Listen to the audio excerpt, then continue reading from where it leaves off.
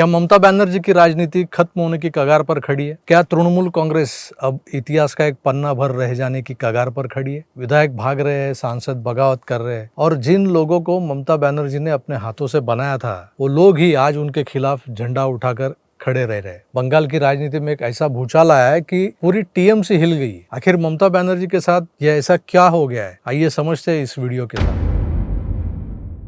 नमस्कार दोस्तों, मैं हूं प्रभाकर और आप देख रहे हैं DG9 हिंदी। दोस्तों, राजनीति में सत्ता का नशा जितनी तेजी से सिर चढ़ता है ना, सत्ता जाने के बाद उतनी ही तेजी से हकीकत सामने आने लगती है। लेकिन ममता बनर्जी के साथ जो हो रहा है वो सिर्फ चुनाव हारने की कहानी नहीं है, ये एक ऐसी राजनीतिक गिरावट की कहानी बनती जा रही है जिसे आने वाले वर्षों में पॉलिटिकल साइंस के स्टूडेंट्स को पढ़ाया जा सकता है। आमतौर पर जब कोई पार्टी चुनाव हारती है तो उसके नेता और कार्यकर्ता कुछ समय तक संघर्ष करते हैं, संगठन को संभालते हैं और फिर वापसी की तैयारी करते हैं। लेकिन यहाँ तो तस्वीर कुछ अलग ही दिखाई दे रही है। तृणमूल कांग्रेस के भीतर ऐसा भूचाल आया है कि पार्टी का एक एक स्तंभ हिलता नजर आ रहा है। पहले विधायक नाराज हुए, फिर अलग गुट बनने की खबरें आने लगी और अब सांसदों के स्तर पर भी बगावत की चर्चा तेज हो गई है। सबसे बड़ी चर्चा उस समय शुरू हुई जब राज्यसभा सांसद सुष्मिता देव इन्होंने पार्टी का इस्तीफा दे दिया। सुष्मिता देव सिर्फ एक नेता नहीं है, वो पूर्व केंद्रीय मंत्री और कांग्रेस के दिग्गज नेता रहे संतोष मोहन देव की बेटी है। सुष्मिता जी तेज तर्रार तो है ही, साथ ही में उनके राजनीतिक ज्ञान का प्रभाव सब जानते हैं। उन्होंने तो पहले कांग्रेस छोड़ी, फिर तृणमूल कांग्रेस में आई और अब चर्चा है कि उनका अगला पड़ाव भाजपा हो सकता है। राजनीतिक गलियारों में ये सवाल गूंज रहा है कि आखिर ऐसा क्या हुआ है कि ममता बनर्जी के करीबी नेता जो उनके साथ जुड़े रहते थे वो भी अब उनसे दूरी बनाने लगे। लेकिन कहानी यही खत्म नहीं होती दोस्तों। लोकसभा में भी बगावत की खबरों ने तृणमूल की चिंताएं बढ़ा दी है। बताया जाता है कि कुछ सांसदों ने अलग बैठने और अपनी अलग पहचान बनाने की कोशिश शुरू कर दी है और जिन नामों की चर्चा हो रही है उनमें कुछ ऐसे चेहरे भी शामिल है जिन्हें कभी अभिषेक बैनर्जी का सबसे भरोसेमंद माना जाता था।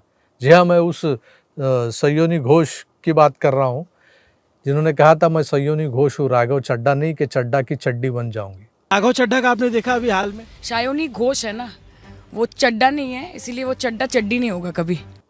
याद तो होगा आपको, ये मैं नहीं कह रहा हूँ।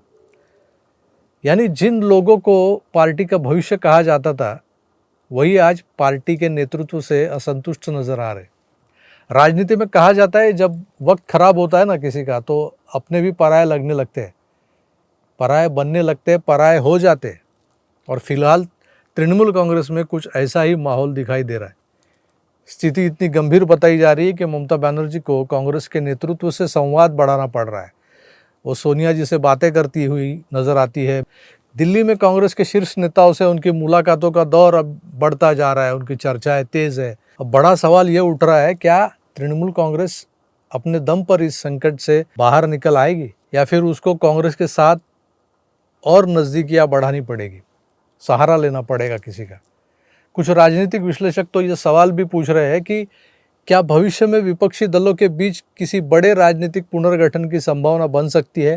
कांग्रेस से फूट के जो अलग अलग गुट बने हैं, जो अलग अलग पक्ष बने हैं, जो पार्टियां बनी हैं, जैसे तृणमूल कांग्रेस है, एनसीपी है शरद पवार की, ये सब एक साथ फिर कांग्रेस के झंडे के नीचे आ सकते हैं क्या? हालांकि ये फिलहाल केवल अटकलें है, लेकिन इतना ज़रूर है कि बंगाल की राजनीति में तेजी से बदलते समीकरणों ने सभी को चौंका दिया है।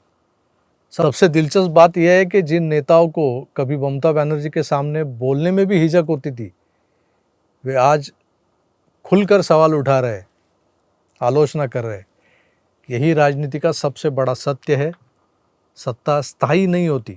किसी के घर पानी भरने के लिए वो हमेशा के लिए नहीं आती और संगठन यदि केवल सत्ता के सहारे खड़ा हो तो सत्ता जाते ही उस संगठन की कमजोरी सामने आने लगती है। राजनीतिक इतिहास में ऐसे कई उदाहरण हैं जहां सरकारें चली गई लेकिन संगठन मजबूत बना रहा। लेकिन जब सरकार और संगठन दोनों एक साथ कमज़ोर पड़ने लगे तब संकट कहीं ज़्यादा गहरा माना जाता है। आज तृणमूल कांग्रेस उसी मोड़ पर खड़ी दिखाई दे रही है। क्या ममता बनर्जी इस संकट से बाहर निकल पाएंगी? क्या फिर से खुद को खड़ा कर पाएंगी? वो दीदी फिर से दिखाई देगी या बंगाल की राजनीति किसी नए युग में प्रवेश करने जा रही है? आपकी क्या राय? कमेंट करके ज़रूर बताइएगा। फिलहाल मैं यही रुकता हूँ, जल्दी मिलेंगे किसी और विषय को लेकर। तब तक अपना ख्याल रखें और देखते रहे आपका अपना चैनल DG9 हिंदी। धन्यवाद, नमस्कार।